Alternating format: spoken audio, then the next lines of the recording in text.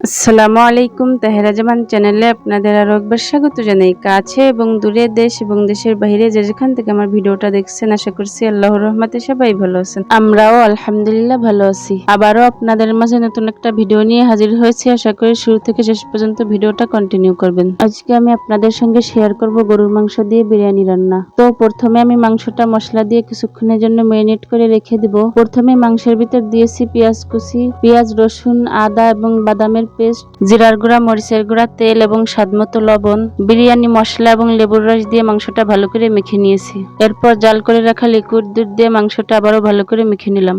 এখানে আমি টক দইয়ের পরিবর্তে দুধ ব্যবহার করেছি। এরপর মাংসটা কিছুক্ষণের জন্য রেস্টে রেখে দিয়েছিলাম।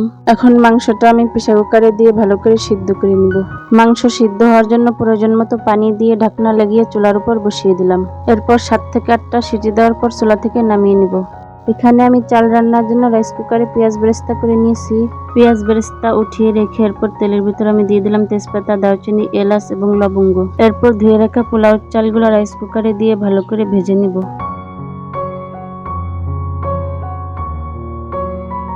চালগুলো ভালো করে ভাজা হয়ে গেলে এরপর প্রয়োজন মতো পানি দিয়ে দিলাম। অর্থাৎ যে পরিমাণ চাল নিয়েছি তার ডবল পরিমাণ পানি দিয়ে দিলাম। এরপর জাল করে রাখা লিকুইড দুধ এবং বিরিয়ানি মশলা দিয়ে দিলাম। এখন স্বাদমতো লবণ দিয়ে ভালো করে নেড়ে চেড়ে ঢাকনা লাগিয়ে দিব। আমি কিন্তু দুধ এবং পানি যে পাত্র দিয়ে চাল মেপেছি সেই পাত্র দিয়ে মেপে দিয়েছি। পানিটা প্রায় শুকিয়ে আসলে এরপর চালের ভিতর রান্না করে রাখা গরুর মাংস দিয়ে দিলাম। এখন মাংসটা নেড়ে চেড়ে ভালো করে চালের সঙ্গে মিশিয়ে নিব। এরপর 4-5টা কাঁচামরিচ এবং লবণ দিয়ে ভালো করে নেড়ে চেড়ে ঢাকনা লাগিয়ে 10 মিনিটের জন্য দমে রেখে দিব। ফিরে এলাম 10 মিনিট পর। পানিটা পুরোপুরি শুকিয়ে গিয়েছে। এখন ভেজে রাখা পেঁয়াজ বেরেস্তাগুলো দিয়ে নেড়ে চেড়ে আবারও 5 মিনিটের জন্য ঢাকনা লাগিয়ে রেস্টে রেখে দিব। এই তো হয়ে গেল আমার পারফেক্ট গরুর মাংসের বিরিয়ানি রান্না। দেখতে কতটা লোভনীয় হয়েছে, তাই না? দেখতে যেমন সুন্দর হয়েছে, খেতেও কিন্তু অসাধারণ হয়েছিল। এতক্ষণ পর্যন্ত যদি আপনি আমার ভিডিওটা দেখে থাকেন আর ভিডিওর কোনো অংশ ভালো লেগে যায়, তাহলে প্লিজ আমার ভিডিওটিতে একটা লাইক দিতে ভুলবেন না। আর যদি আপনি আমার চ্যানেলের নতুন দর্শক হয়ে থাকেন, চাইলে চ্যানেলটি সাবস্ক্রাইব করতে পারেন। আপনি যদি ফেসবুক থেকে আমার ভিডিওটা দেখে থাকেন, চাইলে পেজটা ফলো দিতে পারেন।